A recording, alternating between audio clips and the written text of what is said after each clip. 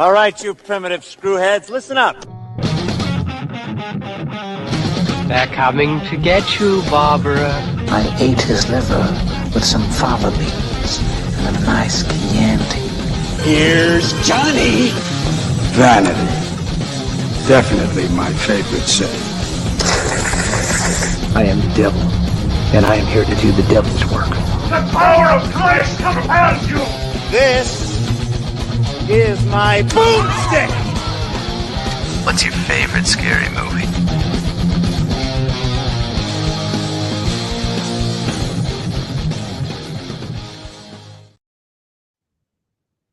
What up, horrorheads, and welcome to another episode of Shiver, a horror movie podcast. We are your hosts. I'm Daniel DeBona. And I'm David Ulloa. And we have decided to take the second half of February and celebrate Black History Month through our use of movies. And we're doing some black horror. We did a little bit of romance back at the beginning, and we've done 2 years ago. We did a whole month of romance. Last year we did a whole month of black horror. We decided the best way to kind of go about it this year was to split it in half. Yeah. Last year we did some bangers. Like last year we hit a bunch of high notes, right? Blackula. There was not one miss. Tales from the Hood. Yeah, I mean it was just boom, boom, boom last month. So this year we decided to dig a little bit deeper and maybe inspire some of y'all to watch something that you hadn't seen yet, but that was easily and readily available.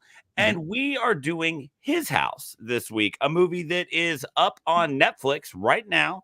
A movie that is something pretty special, as we're going to get into, especially when you realize that it is the directorial debut of Remy Weeks, the writer and director of this thing. So in a section that we're just calling Black Horror that we're going to kick off with here, Dave, I mean, take us through what your overall thoughts of His House were.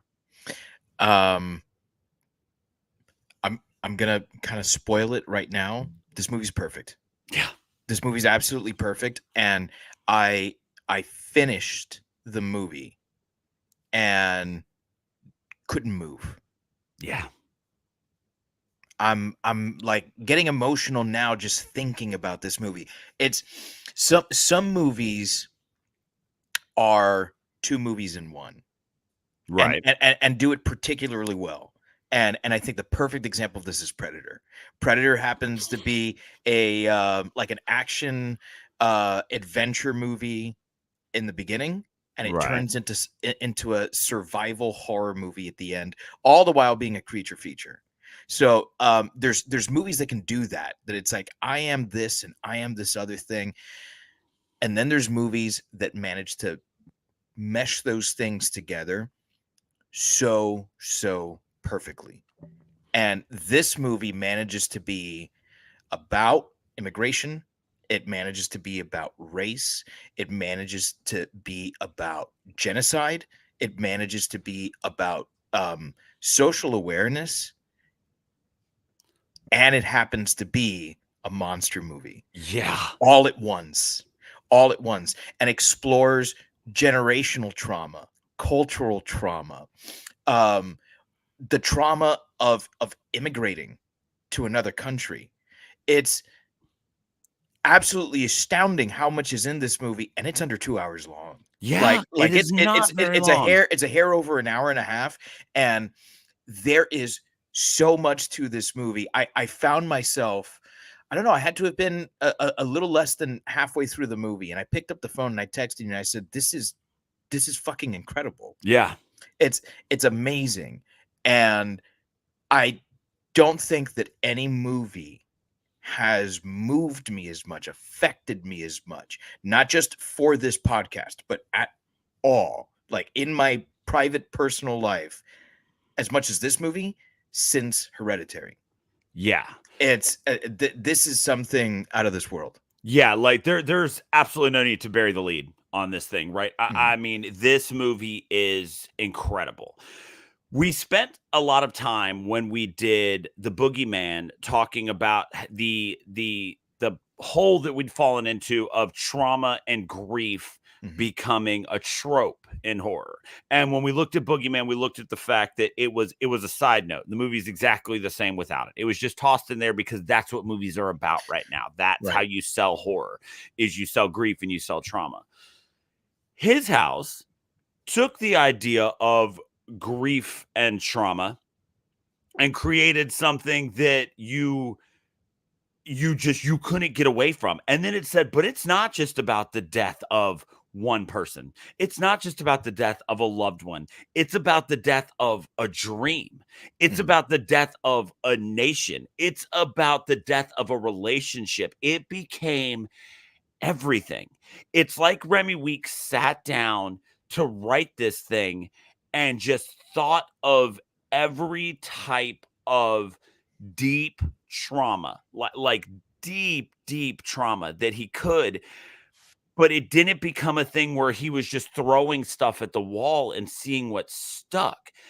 It became this amazing message on how all of these things are tied together, how that one drop can cause the levee to burst, right? How that one thing that causes trauma living in a war-torn country can then just cascade into traumatic experience after traumatic experience after traumatic experience. And it did all of these things in a way that never felt forced.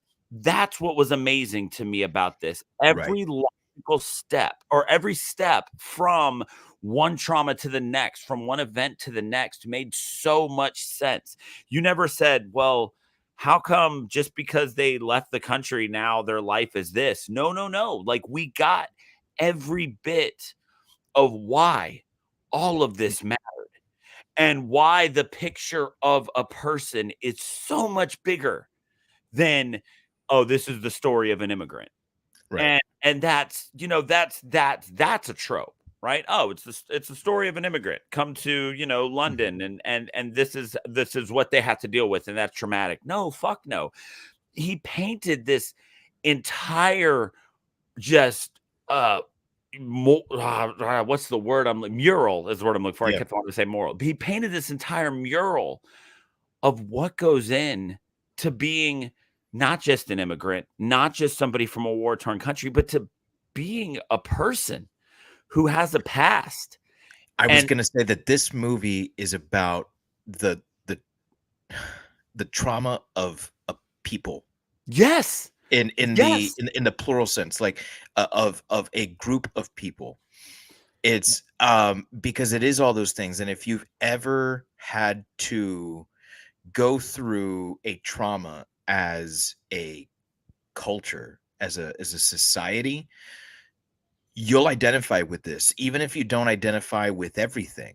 And I think that everyone has this, because we live in a time, unfortunately, and have lived in a time where there's not more than a period of maybe a couple of years before the next gigantic, generationally defining event happens. Right.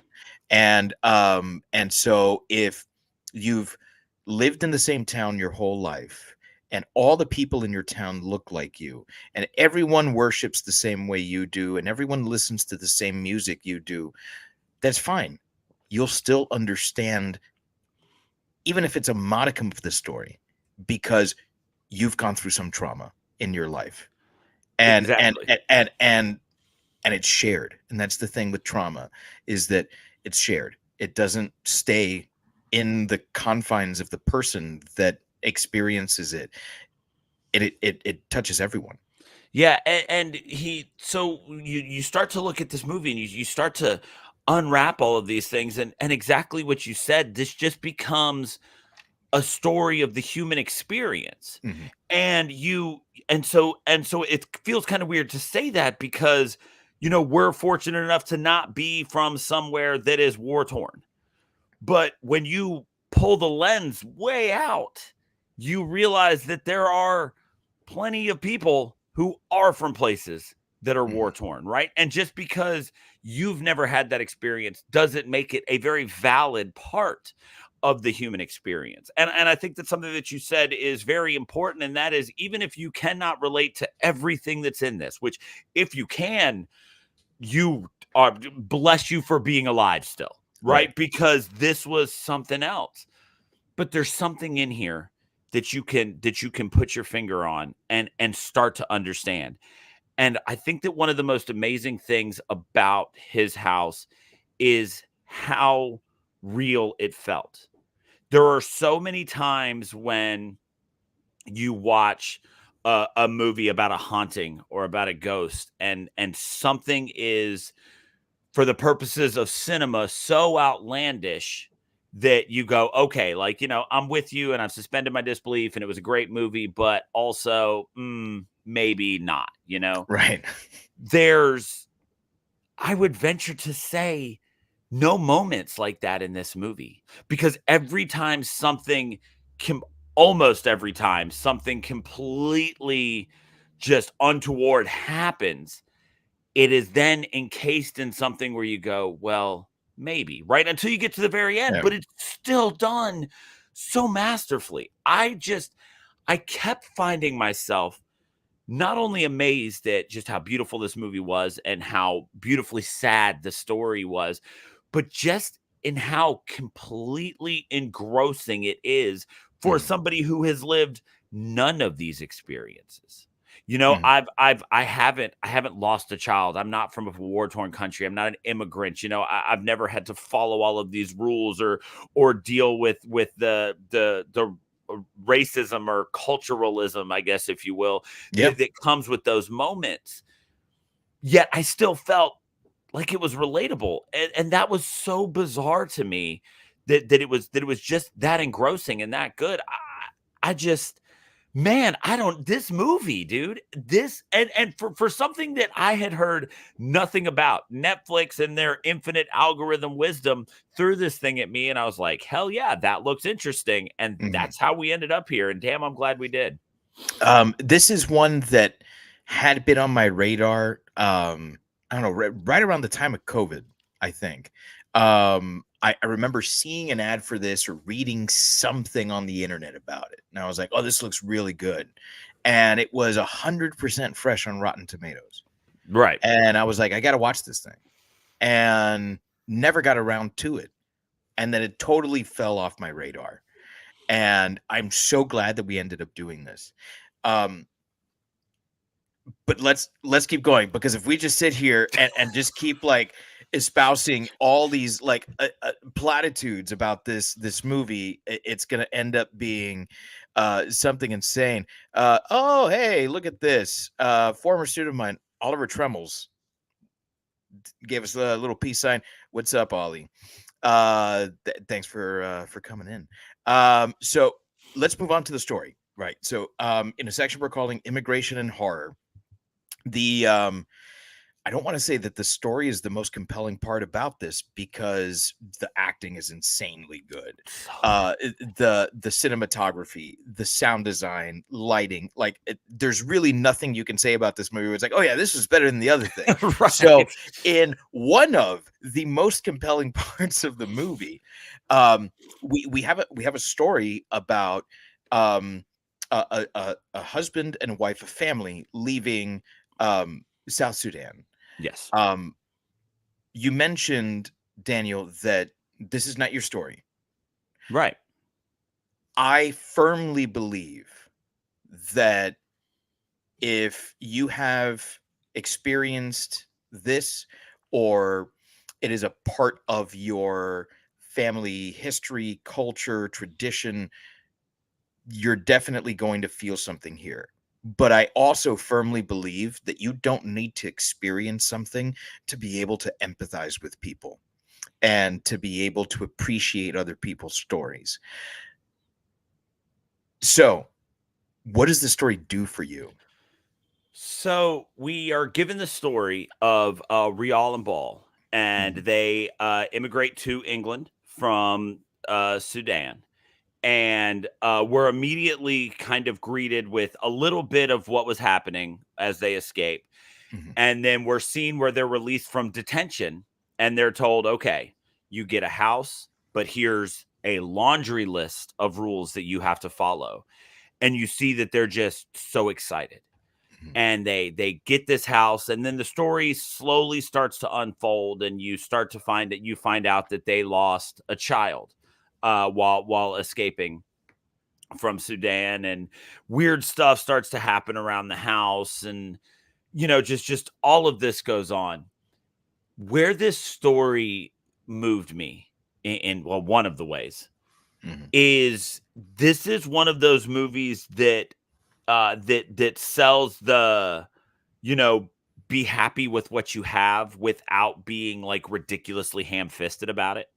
Right? You're watching them, they get this house and they walk in, and in so many movies, this is the scene where you see the teenage kid who just got moved into this house just be utterly disgusted. Oh, what are we doing in this house? It stinks. The door fell off. The paint's peeling. There's a pizza box here with roaches in it. And you see them walk through and they see everything that's wrong with this house. And all they say is, all of this is ours. Yeah. This is our house. And so you immediately are like, okay, like I get it. I understand. And so you start to, so you're buying in and you're realizing how important this house is to them. And there's a very interesting moment when they first move in and they say all of this is ours, and Matt Smith's character says, yes, it's bigger than my house. Yeah. And that becomes a reoccurring theme throughout the movie when they interact with the white characters in the movie. Like almost this bizarre, like it's jealousy to an extent, right? Yeah. Even though they know they're living in a slum, but they still have to throw that in their face. Like, oh, well, you should be happy with what we gave you. It's bigger than my house. Yeah. And so and it is that it's what we gave you. Yes. And you're right. It comes up later. And when it comes up later in that one particular scene that I think we're both going to talk about, it's kind of crazy. Yeah. And so you immediately start to see more and more of these social elements that are plugged into this. But again, none of it feels forced. It's all so subtle, and it's all just so beautifully painted, layer after layer. And so eventually, they start to, the house is haunted, and they start coming at it from these different perspectives, which was one of the really crazy things about this movie. You've got Ball, who this is his house, as he keeps saying, this is my house. You're not going to do this to me. He's going to tear apart the house if that's what it takes to figure out. He's going to burn everything they came with because it's his house and it's not going to be taken from him. And then you've got his wife, Rial, who is communing with these spirits, and she's the one who has the ancestral knowledge of this being an apeth, and those two things kind of colliding. And there's just every scene in this movie as the story progresses is something that you have to pay close attention to, but you're not forced to. You want to pay close attention. You want to know what's happening. You want to know their story. And that's an important trademark of what makes a good movie great. Is it's not just, I want to know what's happening because this mystery has been laid out in front of me. It's, I want to know what's happening because I'm so invested in everything that's being put on the screen in front of me. And there's just, the story continues to unfold until we eventually learn the dark secret of, that their daughter that they lost wasn't even actually their child. He pulled a Billy Zane in Titanic. Yeah. To get on the bus out of Sudan. And so then you start to think, you're like, well, maybe they're terrible people. And then you go, well, they were fleeing a war-torn country and they did try to get a child out. So while it may have been selfish to do so, maybe, a greater good type thing. And then there's this whole element of what is family and who becomes your family. And that idea of you're not allowed to tell people how to grieve or what's allowed to be traumatic in their lives. And it's just like, I've thought about this movie for like right now, 8:30 Eastern time. I'm right at like 24 straight hours of this has been one of the only things on my mind because every part of this story was so good. I saw this on Monday. So Monday was President's Day, and Wesley had an ear infection this weekend, and so he was not sleeping well. He was not resting well, and so he just kind of laid down next to me and was in and out of sleep. And I was like, okay, well, I got to watch this movie, and I've got time, so let me do it now. Right. And I'm so glad that I've had 2 days, almost 2.5, almost 3 days to mull this one over, because I have a tendency to watch something, hear something, experience something, and give into the euphoria. Oh yeah, every concert I've ever left was the best concert I've ever been to. Absolutely. I am that guy. I am that guy, and I thought when it was done, I'm like, this movie is just, it's a masterpiece. It's perfect. It's amazing. And I was like, I'm sure I'm going to calm down. I'm sure I'm going to, come off this high, and I'm just going to be like, okay, well, it was good. But it was really that good. And for me, it starts with the story, because this story is one that, as the son of Cuban immigrants, I've heard countless times. And Cuba, I guess, has become this place where we go and we vacation, and it's got beautiful beaches, and the music and the food is great and all that. But what happened in Cuba in the 50s is, I don't want to say exactly like what has gone on in Sudan, because what's gone on in Sudan has gone on for far longer, and Yes. the lives lost, there's no comparison, but the trauma is similar. And so I grew up hearing these stories, and particularly the story of the leaving. The story of the leaving is one that is always painful to tell, but is constantly retold. I think of it almost like physical therapy. If you've ever had to go through physical therapy, it is painful. And if you don't work through the pain, you're never going to get better. You're always going to have whatever issue it is. But working through the pain kind of gets you to the other side, where there's still pain, but less so. And that's what I feel his house does masterfully, is explore the trauma of leaving this place that you love so dearly because you have to. It's not a want, it's not a desire, it's not I want to go for a better life. It's I want to go so I have a life. And they really did get to this. And then the other aspect of that, which kind of evolves from that, is, how do I assimilate without losing who I am? And that's something that everyone who is an immigrant has to go through, because you want to be accepted, you want to be successful in this new place that you've gone to, but you don't want to lose what you had before. And that is a really difficult balancing act, particularly when you're going to a country that is famous or infamous for its white supremacy. Yeah. Because that's not something that is germane to the United States. I know we like to think, are we better at it than a lot of countries? Maybe. We're definitely better at it. If the US is good at anything, it's being better than everyone else, including the bad things. But we didn't invent it. We didn't invent racism.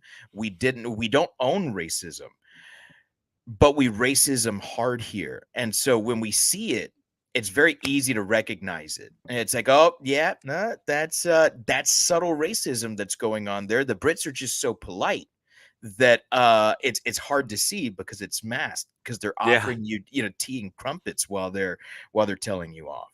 So that that part of the story for me was one that hit particularly close to home, and I found that so much of this movie made me cry. And it wasn't like sobbing. It was just like a steady stream of tears Right. that would just come and wouldn't stop. By the end of the movie, I was like flat out sobbing. It was embarrassing, really, what was going on. I'm so glad that the baby was asleep, because if he would have been looking up and he's like, "That's my old man," what the fuck?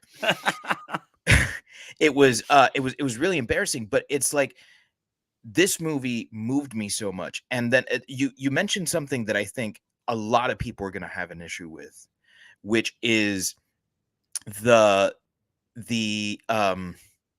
daughter aspect of the story. Right. How she comes to be their daughter, the sort of relationship that they build over the course of seemingly a couple of days, and how they both kind of react to that, because they both have very strong reactions, and they're very almost opposite reactions. And those reactions are totally tied to what they want to accomplish once they've gotten to England. One wants to completely assimilate, and the other wants to hold on to that culture. And so with Bull wanting to assimilate, he's very, very quick to like let go of shit. I can't remember the daughter's name now. It is very difficult to pronounce, but it is spelled Nyagak. Nyagak. Yes. Right? I think that's how they said it. Nyagak or Nyagak. He's very quick to just let it go. Like, she was a tool to get us here. Right. And now we're here. Rial is totally different. Like, that was my daughter. Yeah, she's willing to go back to Sudan because these voices have told her that they can go back to her. She's willing everything that they sacrificed everything to escape this child that we eventually find out that seemingly they had for a few days. She's willing to go back to all of that because these voices in the wall said that they can have her back. Here's what I love most about the child aspect of this, is that it is presented entirely without commentary. Yeah. Remy Weeks is not saying that what they did was right or appropriate or inappropriate or incorrect. He's saying it simply is. Yes. And we, as observers, have reactions to this, some very visceral reactions to this. The real issue, though, is that unless you've ever been in that sort of situation, you really truly have zero idea how you're going to react. Yeah. None at all. Because I know for a fact that there's things that I've said I vehemently support or I vehemently am against, and when put in a situation where I had to make a decision about whatever, boom, it's instantaneous, and it's like, that's it. That's the fucking decision. Yep. And you have no idea where your mind is going to go in that moment. Very few of us have been in situations where our life depends upon the very next thing that you say, the very next thing that you do. And he made a move. Yeah. And you can agree with it. You can disagree with it. The fact of the matter is that it happened.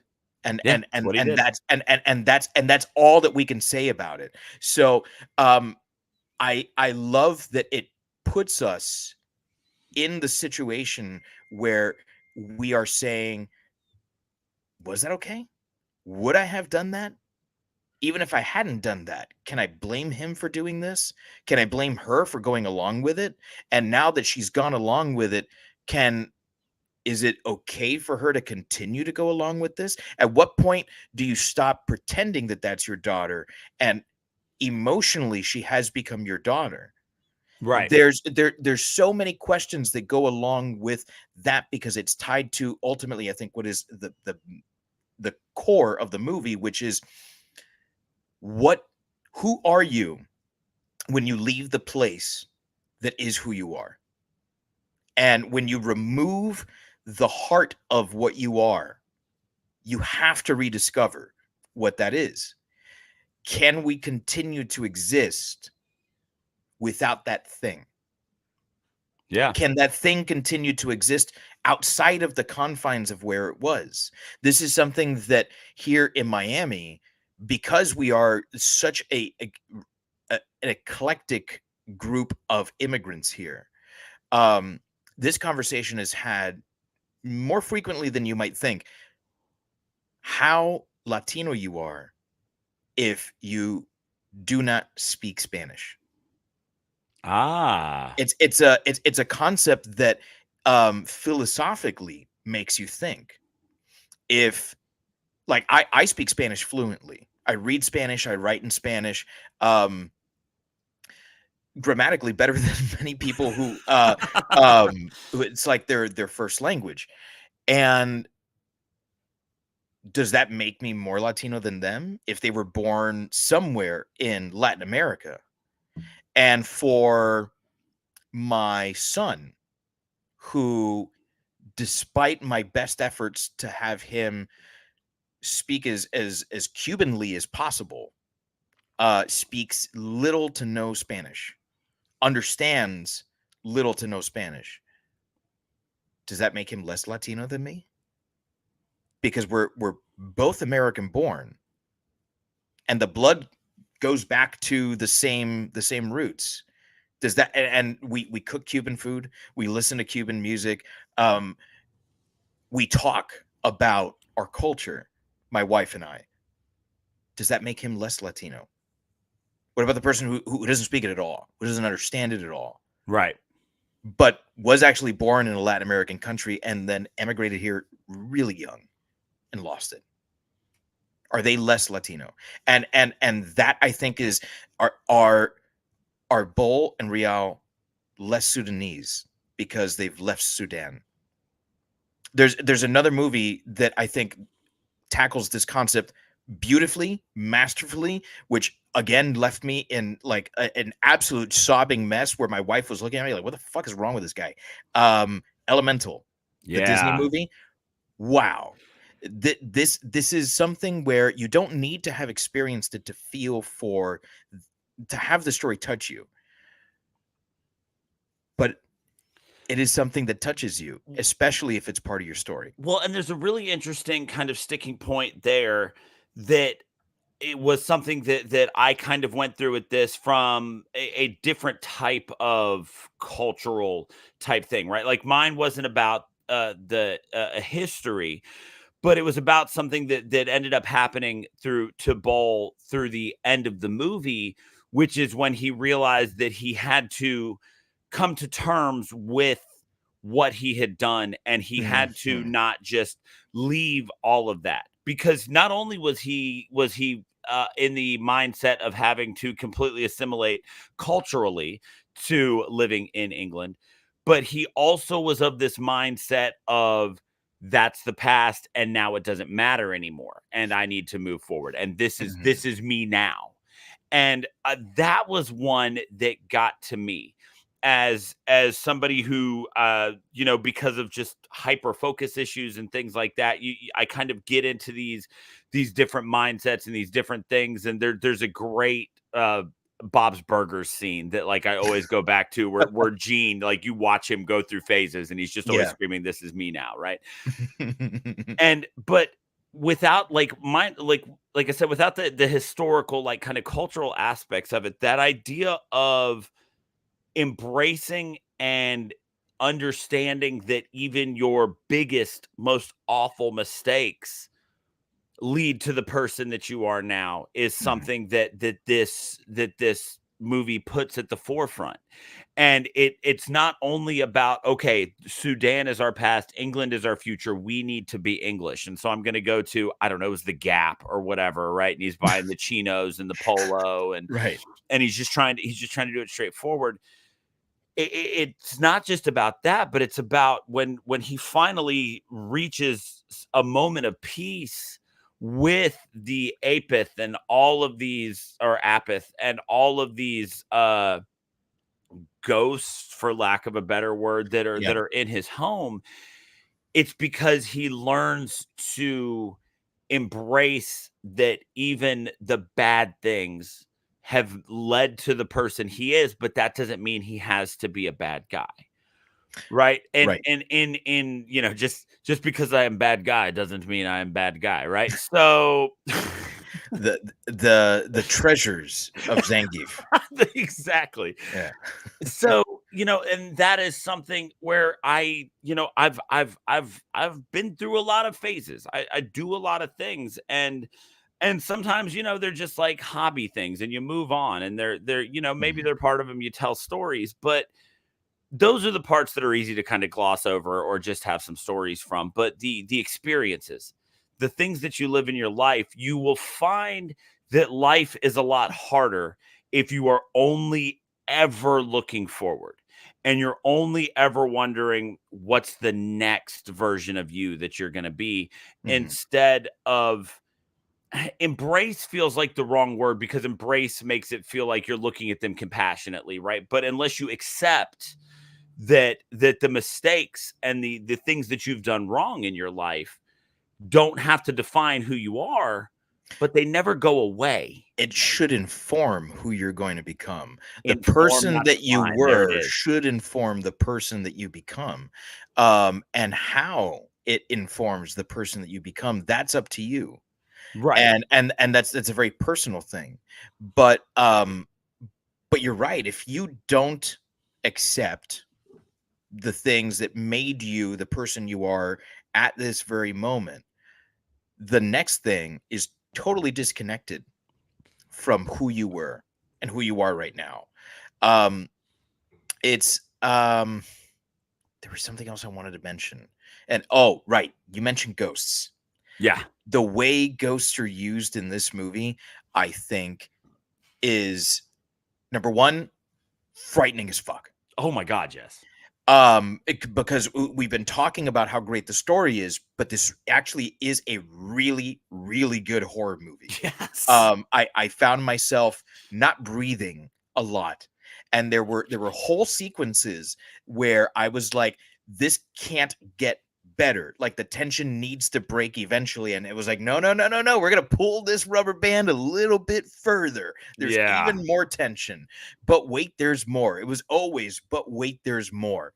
There was a scene where Bull is it was later in the movie where Bull is seeing, like, as the lights are turning on and off, and every time the lights turn off, there's more ghosts. Yes. And then he would turn the light on, and then something would happen, and then eventually the lights turn off by themselves, and he turns around, and it's Nyagak, and she's the one controlling. It's like, holy fuck. And it's turning on and off, and I'm getting goosebumps now. Like, I am speechless. I am very infrequently speechless. I usually have the words for things, and I don't have them for this. Every sequence was masterful, because whether they were being presented as ghosts or being presented as zombies, I still don't know. But if they're being presented as zombies, they give George Romero a run for his money. And if they were being presented as ghosts, they give who I think the greatest ghost story we've done here so far has been Crimson Peak, and they give Guillermo del Toro a run for his money with the ghost there too. Yeah, there's one of the things that was so great about this story is again, just kind of looking at the history of things we've done on the show, and the things that all horror fans ask, right? You watch Amityville Horror and you go, man, why didn't they just move? And then to learn why they didn't just move, you have to do like research into historical housing markets and medial incomes, and you've got to understand that, well, it probably wasn't just an option. Right. One of the things about this movie is, why they can't just leave. Because if they leave, they have to go back.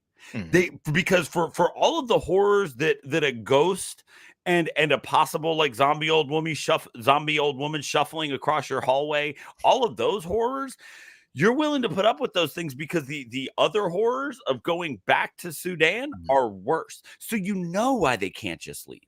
And they didn't need to give us some long-winded explanation about that. We were just told right up front, you live here. You don't get, and it was like, okay, so they can't leave.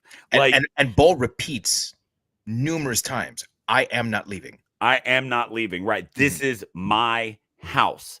And that reoccurring thing and my house and his house is bigger than mine, right? And those there's that constant affirmation of the ownership of this, because I mean, from what we're shown, they come to this house with like one hefty bag of stuff, which what an incredible image that paints. Yes. That whatever you hold, whatever you contain, it's garbage. Yeah. It's a garbage bag. We didn't give you a suitcase. We didn't give you a grocery bag, like a paper bag. No. We gave you a garbage bag. Yeah. And so they have to stay. And so you see that. And then one of the other things about this movie that's so genius is all of those times when he's desperately fighting to get to the light switch. How many damn times have we watched creepy shit going down in a movie and somebody just wandering down a dark hallway passing light switches? Just turn the fuckers on. Yeah. Lights be goddamned. I want to get there before I find out what's at the end of this hallway. No, this is a man who desperately doesn't want any of this to exist. He doesn't want to be living in this situation. And he's fighting for his life to flip a light switch. He's never violently attacking these things that are attacking him. He's trying to flip on the lights so that they won't be there, so that he doesn't have to acknowledge their existence, because acknowledging their existence is acknowledging the mistakes that he's made and that he has a past, that his life did not start in this slum in England, that there is an entire world that he left behind. There's an element of survivor guilt here too, where it's not just about, well, yes, something awful happened and we lost our daughter. There's also an element of, I don't want to think about and remember what we left in Sudan, because you've got to assume that if they're from there, they had friends and family, and those friends and family are not in England. So you also have to look at the fact that Bull is fighting that idea of it makes him a terrible person to have escaped. And survivor guilt is just like so many other things in this movie. It's a motherfucker. It screws with your head. If there's ever anything that's happened to you where or happened to somebody that you love and you very easily could have been in that same situation, that is something that screws with your head just as bad as all of these other things. And so turning on the light for him is not just about survival in that moment, because this ghost zombie thing is on my shoulders trying to slit my throat. It's also about, if they're not here, I don't have to think about what I left.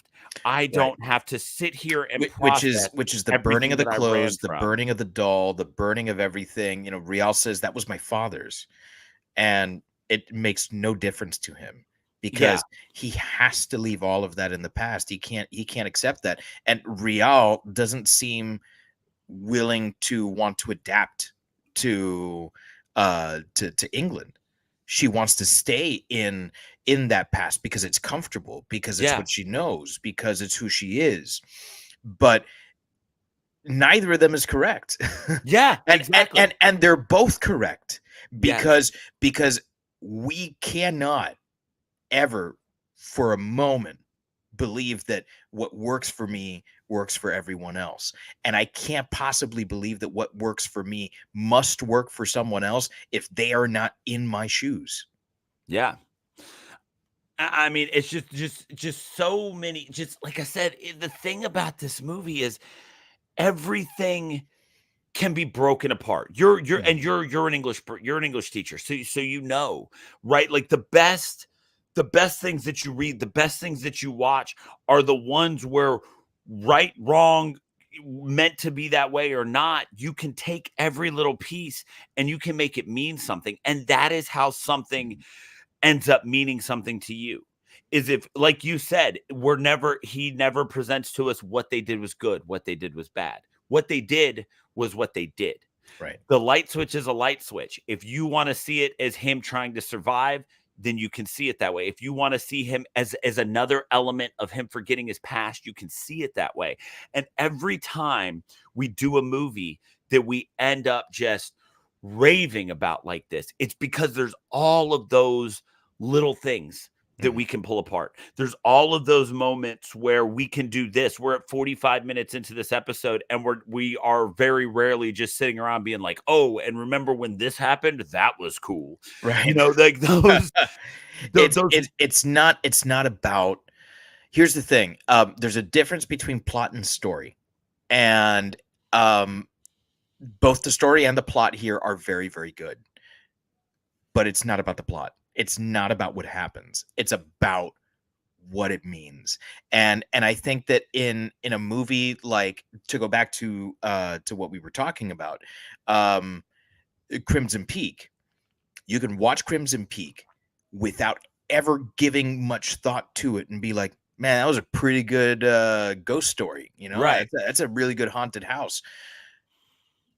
His house works on that level, but I can't imagine anyone watching this and not accepting the invitation that Remy Weeks gives to dig deeper.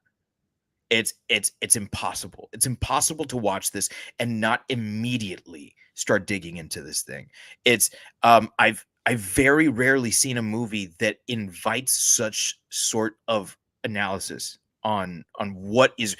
Like you said, we've been talking about this thing for over 45 minutes. We could keep going for another 45 and not be done talking about this story. I could write a fucking dissertation about this movie. Fuck, it is so good. Yeah. And so in moving forward and continuing to, like you said, dig into things, instead of just looking at the story here in a section that we're calling Tenet, let's look at the people. Let's look at who is in this movie and why. Again, this is something that we can just say is one of the great parts of this movie, because if you make it to an hour and a half, you kind of see where we're going rating this thing. But this is just, I mean, it's just another reason to talk about how amazing this is. Tell me about some characters, man. What did you love about people? Look, there's like 4 people in this movie, right? And 3 of them have speaking parts. right. The one that wasn't Doctor Who was another British dude, and then there was like the woman version of him that came in. Yeah, right. This movie is totally carried by 2 people. And I'm sure I'm going to butcher these names, but I'm going to do my best. Wunmi Mosaku, who plays Riao, and Sope Dirisu, who plays Bull. And like, I'm honestly like, I'll take one, you take the other. We're going to end up talking about both these people the entire time because, like, listen, I'm a big Matt Smith fan. All right. Huge Doctor Who fan, Whovian from like birth, basically. Right. But this is not his movie, and he does a fantastic job in this. Yeah, stellar job, really, really good. But this is not his movie. This is their movie. Mosaku and Dirisu's movie. It's insane. I think who I'm gonna want to talk about first though is Wunmi Mosaku as Rial. Holy fuck. This was and I'll tell you exactly what it was for me. Like the moment where I was like, she's my favorite in this. And it's like picking children because like they're both like so damn good. I'm interested in where you're going with this because I have one exact moment too. So now I'm okay. Let's see if it's the same one. She doesn't know where Ball is. She's looking through the house. She opens the door into the utility closet or something like that. And there's all these ghosts sitting there looking back at her. And she just looks at the ghosts and does something with her face. I can't describe what it is. But there's a resolve there. Like, she knows what is going on. She figured it out, and it's like fucking 20 minutes into this movie. There's another hour and 10 minutes left, and she's like, I know what the fuck this is. Yeah. And this fucking guy, he's not gonna fucking cut it. I'm gonna have to do this. There's something in her face. She fucking does it. It's brilliant. And I was like, I don't know that I've ever seen strength in any character before quite like what I saw in her. The moment for me with her is after he decides what has to be done, and what has to be done is they have to burn everything. Yeah. And he's got the barbecue in the back going, and he's throwing everything on there, and he throws the doll, and you can see how pained she is, and he makes that movement towards her necklace, and she stops him, and in just the coldest, like, most heartfelt, and those are two weird things to say together, just delivery of a line ever. She looks at him and says, don't leave me with nothing. Yeah. And like, I have chills saying it, and I didn't deliver it with a tenth of the power that she had in that moment. And I was just like, I will follow you and watch everything you make for the rest of your career. Like, this is, I couldn't, like, that moment, especially because until then, one thing about this, when you look at this movie, is it's called His House. People always say his house. Bol always says, this is my house. Yeah. Right. So there's always this kind of, what I assume is kind of a cultural thing of man being slightly above woman thing. And their relationship, we're kind of led to believe that. He grabs the girl, she goes along with it because, he makes the decision. And then, but there was that moment where it was like, okay, so she's playing a role, but she's not just some subdued woman who's just going to go along with everything that her husband says, right? That she understands, like, her power in this relationship and her equality as a member of this relationship. Just and it was all just boiled down into that pinpoint of a moment that was so damn good.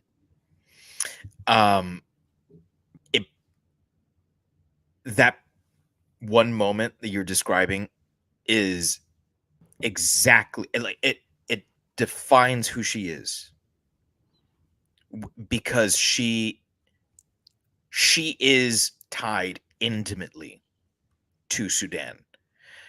Without it, I mean, think like Dracula. Dracula has to sleep in his soil, right? Without the earth, the Sudanese earth, she's lost. And the last vestige of her past is about to be destroyed. And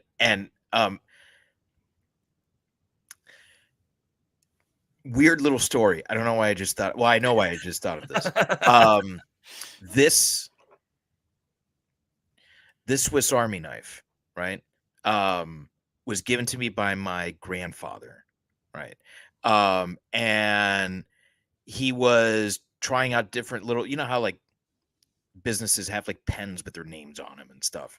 And he was trying out different things, little notepads and stuff like that. And he had one of these done.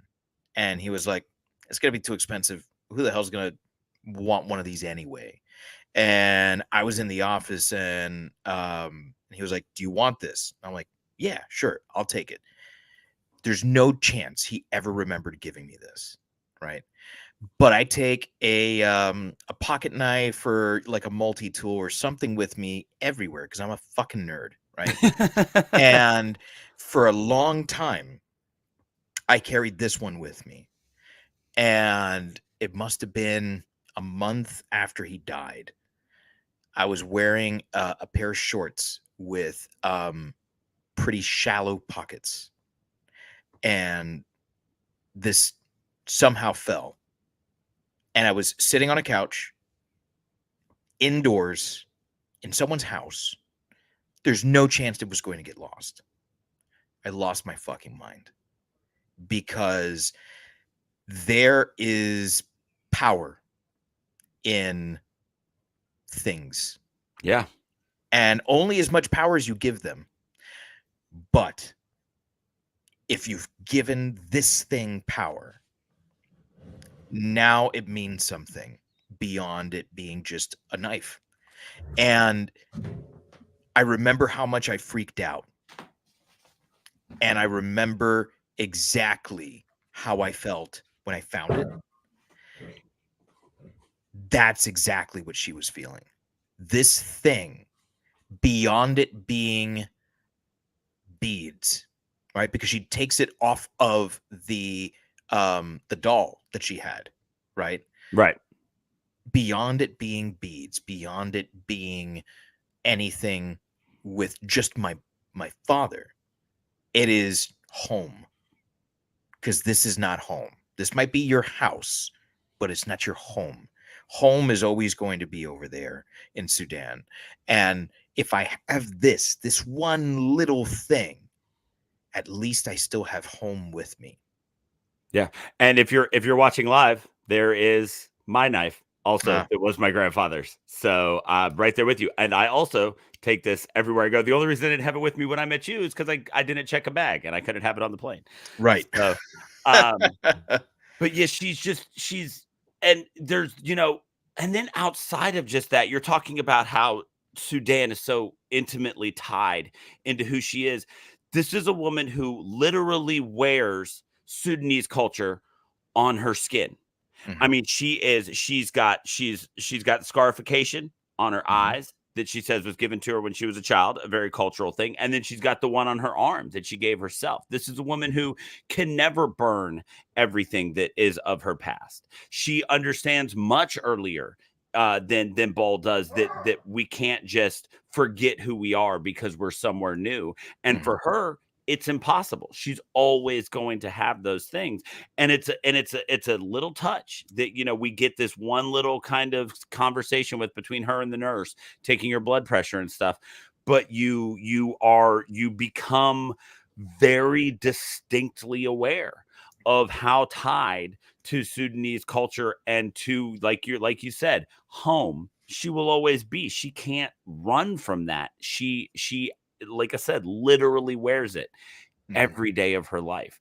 She just ended up becoming this amazingly powerful character who it's easy at one point to kind of write off as maybe crazy, right? Because she's not handling this move well and she gets lost easily trying to follow this really shitty map that the dude drew. And she's, when Bowl leaves the house for the first time, he's immediately greeted by this guy at church who's like, "Hey, you're an immigrant. Here's cookies. Come watch soccer and let's sing this song," and he's like, "Yeah, fuck yeah, England's great." And it's a white guy.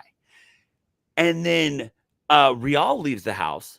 She gets lost and she immediately gets hassled by black teenagers who, you can only assume at one point she possibly felt comfortable walking up to because they were something that seemed like home.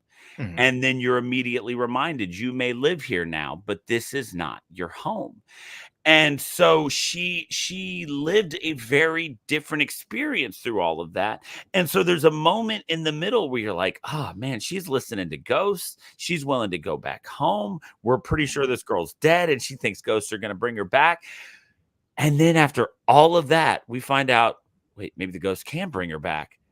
But then she says, then she shows us what we were talking about earlier, which is accepting the past in order to move forward. Let it inform who you're going to be. And she's not going to be somebody who's going to throw away what could be a brighter future to hang on to one element of her past. She's going to save what she has.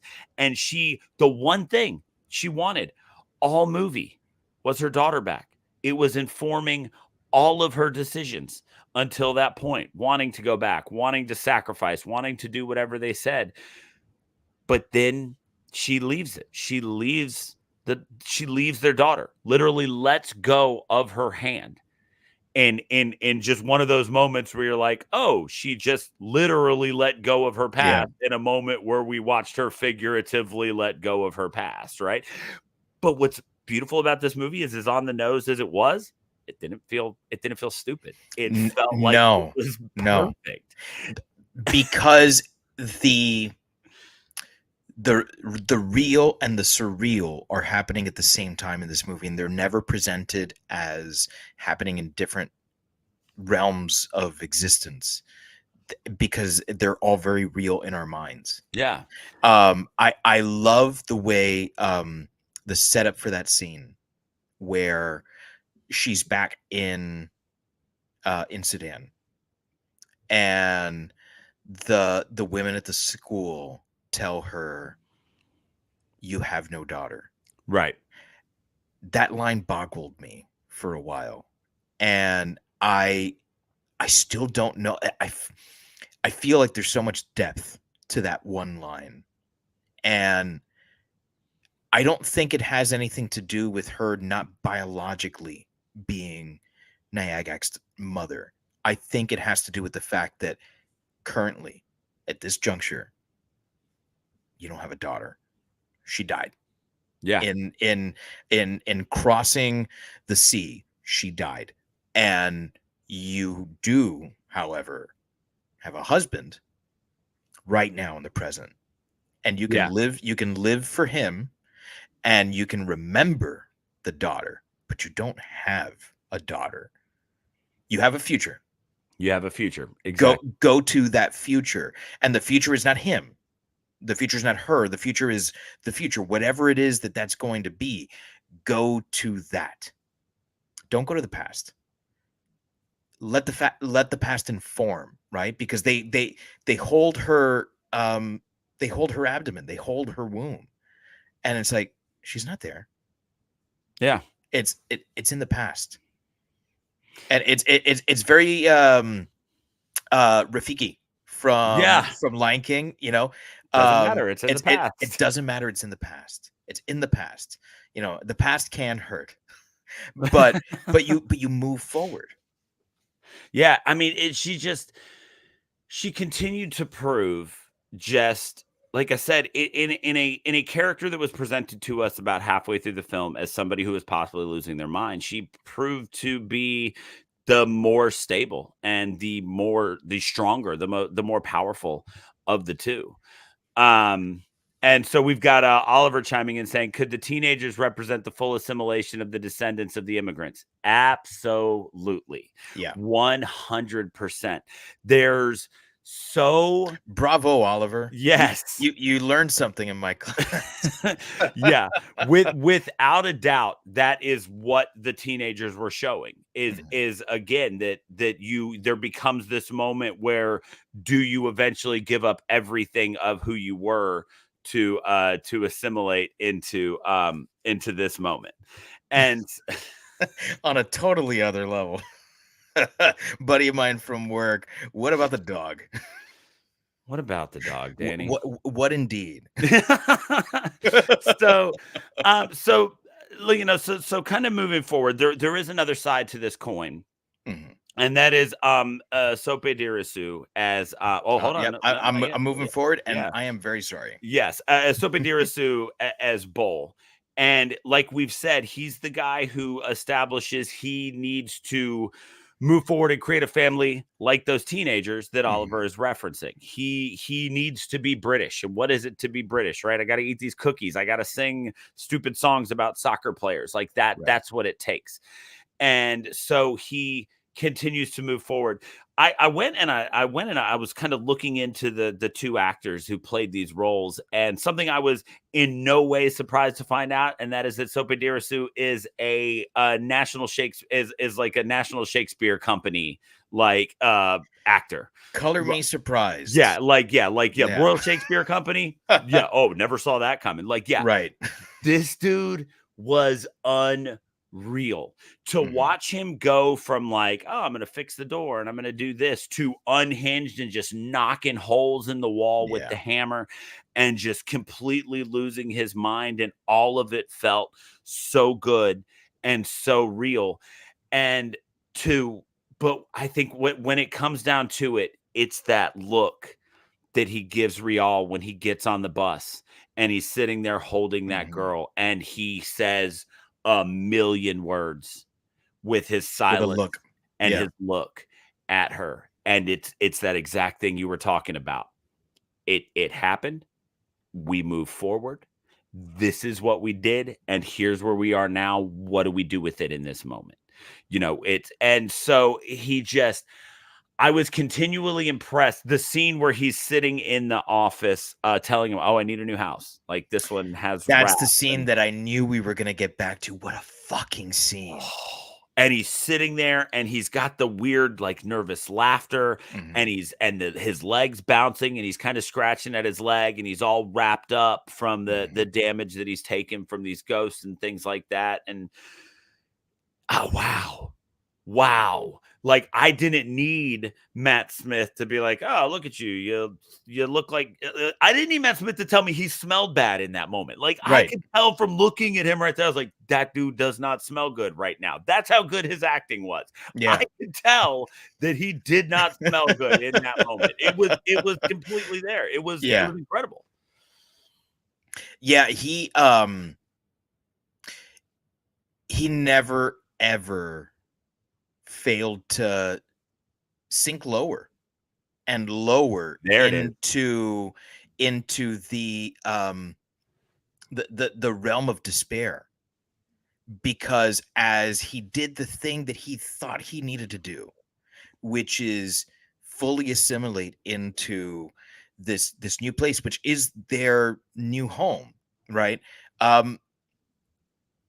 Things just got worse for him. Yeah. And it's for the same exact reason as things got worse for Rial. Only the inverse of it. Exactly. Because as she is unwilling to let go of the past and move towards the future, he's unwilling to acknowledge the past. I love the scene where they're standing in front of the window and he's telling her, I will not go back. Look at everything that we've lost to come here. And she kind of just looks at him. And I don't know if it was that she said, you can't even say her name or something like that. But she said something that actually forced him to acknowledge, and he couldn't. Right. He had to turn around and walk away. And it's that sort of like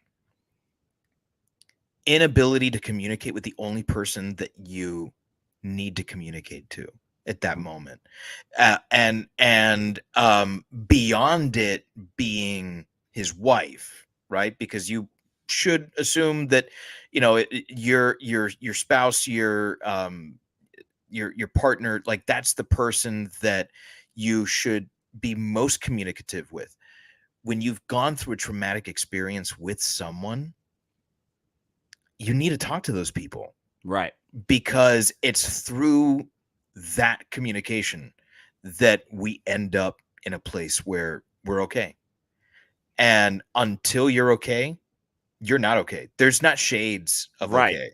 There's not, it's like being pregnant. Like you either are or you aren't. But you're either okay or you're not okay. You can't be a little okay, right? There's just like you can't be a little pregnant. I get it. I'm with you. There's things that help you feel like you're more okay. Weed makes you feel you're a little more okay. Alcohol makes you feel you're a little more okay.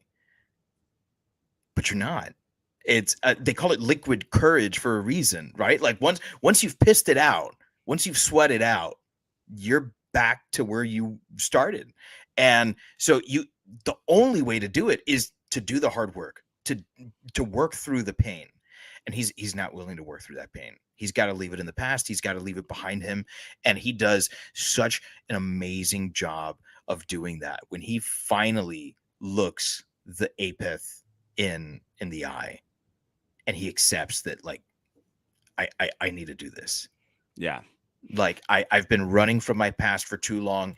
If it kills me, I have to acknowledge my past. That what a moment, man. Yeah, I mean, and like, and then at the very end, when they're sitting there talking to, you know, the people who've come to inspect the house or whatever, because Matt Smith had to report it, and Matt Smith says, "Well, what about the apith?" And then he just says, "Oh, well, Rial killed it," Yeah. and And it it's was matter of fact. yeah, it's Yeah. just, I mean, just flat as can be. And so, like, not only is he just stating matter of factly what happened, you know, because, you know, metaphor aside, we watched her physically kill this thing. Right. But it was in that moment when you start to see him acknowledging their marriage as a partnership and him acknowledging that she brings as much, if not more, to this than I do. I totally expect him to say it was never there, or Yeah. we stopped it. We And it wasn't got rid him. of it. It Yeah, wasn't him. no, it was not him. He had consigned himself to letting the past overtake him. Right? It's, you know, it's that he was not, in the words of Bruce Lee, being like water, right? He was damming it Right. up, and he was going to let him drown. He was going to let it drown him. He was going to let the past kill him. And in that moment, he acknowledged that she was right.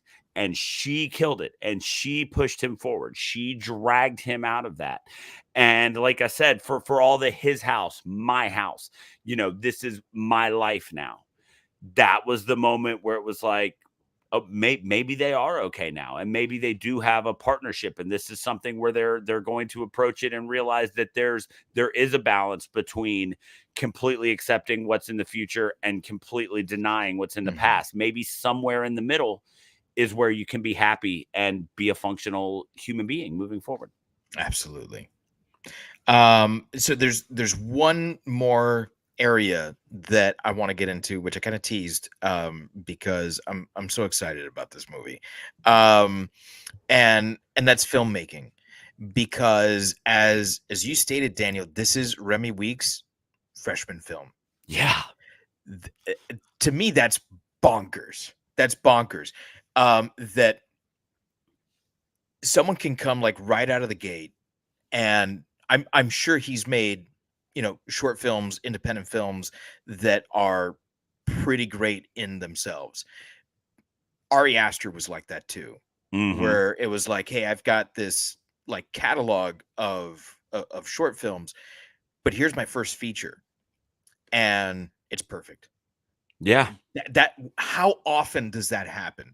So is there anything here in this movie that you would like to point out where it's like that thing, it was just, you know, amazing? There are so many things, right? there are just so many things. I want to start with the end. Let me do it like Tarantino, right? I'm gonna start at the end here.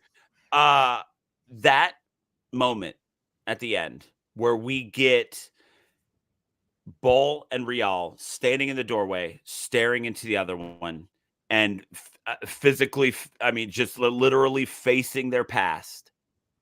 And then the camera cuts, and we see it, and it's them, and it's also behind them. And that shot so beautifully encompassed everything we've talked about, which is, yes, the past hurts, and the past is in the past, and it can be behind you, but it also needs to be a part of who you are going forward. Yeah. All of those things that we keep saying were perfectly framed in this one moment in the movie where we see that their past is in front of them and it's behind them, and we see them in the middle of it, accepting all of that and looking happy. Looking like they're ready to face the world. And that was such a powerful and gorgeous way to end this movie. And that was like you said, this, I mean, the credits roll on this thing, and it's just every time you stop and think about a different scene that you hadn't got to until now, you realize how beautiful and powerful that scene was. And to end on that one, to leave you with that note. Yeah. That's why when this movie's over, you just go, wow. Which is, I believe, all I texted you when it was over. 3 letters just said, wow. And that is all we talked about before we started today. Yeah. Yeah. That left me a mess. That back and forth, them looking at the ghosts and the ghosts looking at them, and there was no malice in them anymore. Right. It was not a like you're they fighting were your past. They were just people. They weren't in any sort of like tribal or war paint anymore. Yeah. They were just people now. Yeah. Absolutely beautiful. There was something else, and it has to do with Sudan, that to me was a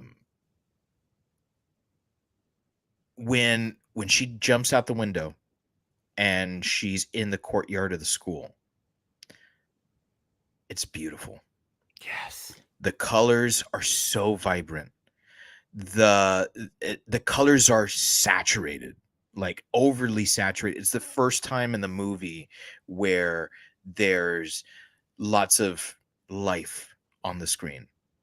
And it's beautiful. And she walks into the classroom, and all the women are dressed beautifully. There's all this color, all this life there, and it's been completely devoid of it. Not that there isn't gorgeous imagery in this movie, because there's lots of it, but a lot of the colors are desaturated for a reason. Like they're not having a great time, right? And not having a good time. Yeah, that's part of how you relay that to your audience is through color, right? I mean, anyone who's studied art, even like at the elementary school level, like you went to school and you took an art class and you learned about Pablo Picasso's blue period. You know, it's like, yeah, blue means sad. Like we know that there's certain colors that relay emotion to us. Right. So like on a very simple level, colors inform us about how we should feel. It's the same way music does. And for the first time ever, we're just like our eyes are treated to a feast of color. And it is so beautiful. And when she turns around and she sees Bull, and then she turns back around, the colors remain and everyone's dead. Yeah. Because the beauty of this place doesn't die because you're no longer there. Because the past is tainted now, but the beauty still, it's a really odd sort of duality that's going on there. And it reminded me a lot of the way that my grandparents spoke about Cuba, where there was always a little bit of pain in the way that they spoke about it, a longing for it. But you have to really love this thing that brings you the pain. Otherwise it wouldn't be painful. And so I love the way that was presented there. Because the glimpse that we get of Sudan at the beginning of the movie is covered in dust and smoke and bullets. And when we go back to when that story continues, that is the way that it's presented, because outside of this memory, what's actually going on in Sudan is awful. Right. It's terrible. But there's people and lives being lived there, and wherever there's life, there's beauty. Yeah. And I absolutely loved the way that one little directorial choice of like, there's gonna be, it's not a pop of color, like the whole fucking spectrum of light is on display for you here. It was beautiful. It was sad. It was I could go on and on. Yeah. I mean, there's another one that really got to me. And again, like I said, looking towards the end, when he does finally come face to face with the apith, and it doesn't just grab him. It doesn't just rip out his throat or go to eat him. It tries to become him. It literally crawls inside of his skin. And a whole section of this could have been, this movie I can only assume didn't have too much of a budget, because it didn't have like any sort of huge release or anything like that I remember. But holy shit, what they spent on special effects. They used every half cent of that beautifully. Yeah. But it like, we get this scene of its hand inside his skin. Yes. And like literally separating his skin from his muscle and becoming him. And it gives you this amazing visual of when you let the sadness, when you let the past and the horrible things that you have been trying to hide, when you let them overcome you, it's not just that they kill you, it's that becomes who you are. And that becomes all you know, right? So you get into this really weird moment that has not been really addressed this well, I think, since we did Night House, right? Yeah. Where you're looking at a depression and a sadness just becoming everything that you are. And they, again, something that's so incredibly on the nose, yet done so beautifully that it's not bothersome. One other directorial decision of this movie that I thought was genius, you can call it story, you can call it directorial decision, whatever, is every time somebody that wasn't them experienced something that had happened to the house because of these ghosts, they didn't actually experience it, right? He sees the hole in the wall and he's pulling all the stuff out, but then nobody else sees the hole in the wall, even though he peels all the paint. So even though in the floor, when the apith comes up out of the floor, at the end of the movie, we're shown where it came out, but they've covered it with a rug. All the holes in the wall that they fixed were the ones that he made with a hammer. When somebody else comes in, what could have been a moment to be like, there was a goddamn witch and it came out of the floor right there. Yeah. Instead, they covered that up. Why? Because that doesn't matter anymore, because we've beat that part. Because while the past does matter, that was the part that we need to leave behind. Whether it's amazing, because I went back and I rewatched the end of this movie again today, and I paused that scene to try to see if I could see like a big dent in the middle of that rug or something, to try to prove to myself that there was actually a hole in that floor, or was this part of the metaphor of all of this coming to kill him. And I paused it and I got right up on my TV, and look, I ain't rich, but I got a pretty good TV, and it's my TV. And I got right up on it, and you can't tell. No, you don't know if there's actually a hole in the floor. Yeah, there's a cut in his arm, but we saw him make that cut in the arm. And no, he doesn't seem to be gushing blood like something reached up in there and massacred that cut in his arm. And so that one moment that could have been like, look, we're not crazy. It didn't matter anymore to them at that point, because they'd won. Because they'd established who they are and who they were going to be, and they'd made peace with who they were. And and I keep going back to this because I think it's one of the best things you said in this episode. They're letting it inform who they're going to be and not decide. And covering up that hole was just that.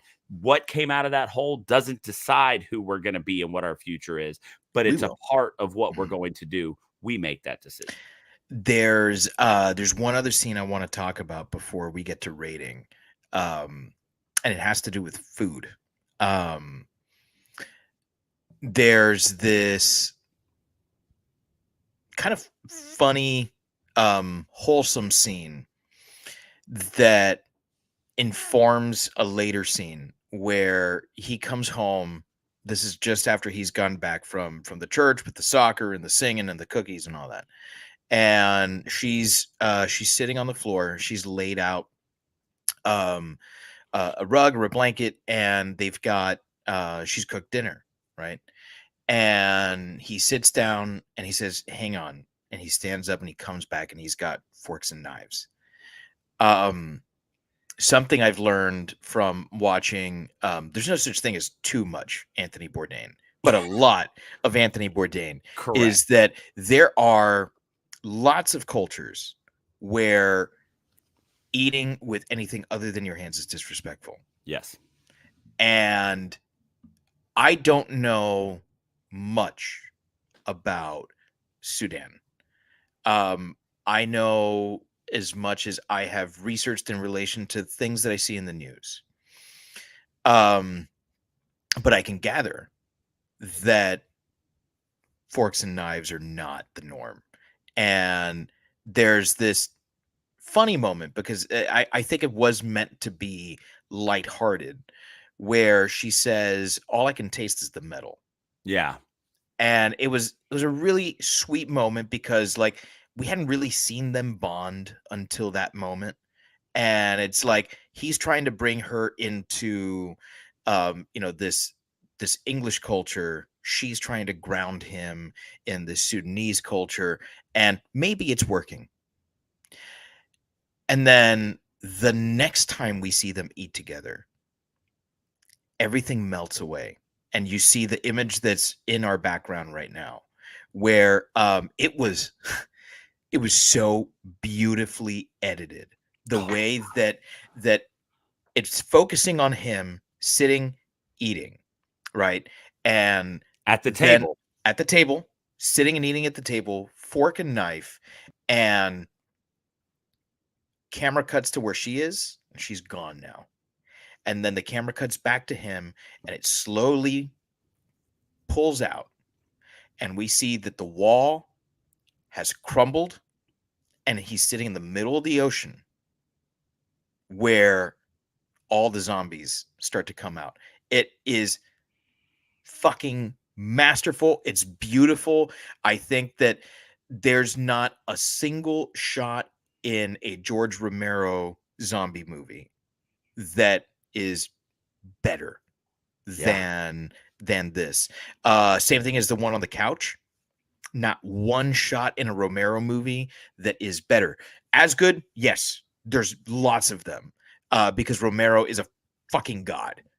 But better than this movie managed to be touching and emotional and scary. And I think that it's very easy to have listened to us for the last hour and 27 minutes and thought, well, this was a great movie about all these other things. Where's the horror? And the horror is there throughout. Yes. And the horror is there throughout the whole movie. It is there. There's a sense of dread, and the sense of dread, the thing is that the horror here is a very real world horror, and it's explored in a very real world way because it's done through culture, and it's brilliant. I cannot wait for Remy Week's next movie. I can't wait to rewatch this. I just have to be emotionally prepared for it, because now that I know, I can't watch this with anyone around. Right. Because immediately I will be on Instagram Live.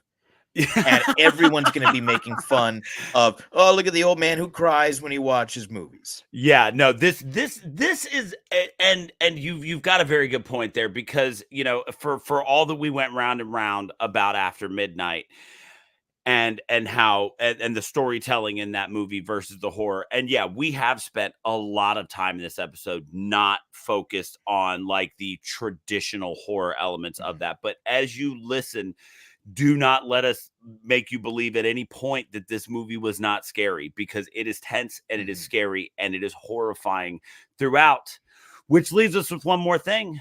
Yep. And that is, it's time to rate this movie. And if you've been with us for 90 minutes at this point, you kind of know where we're going, but let's put it out there for you, just like we always do. if you just started listening or you're new to it or you're just not 100% sure you remember how this works, every time we rate a movie, we only rate it against itself. So as much as we've referenced other movies, George Romero, all of those things, we are not rating his house against all of those. We are just looking at the movie presented to us here in his house. And in order to do that in every movie, we create a unique rating system that only exists for that one movie. So Dave, out of a possible 5 burning memories, what do you give his house? 6. It's perfect.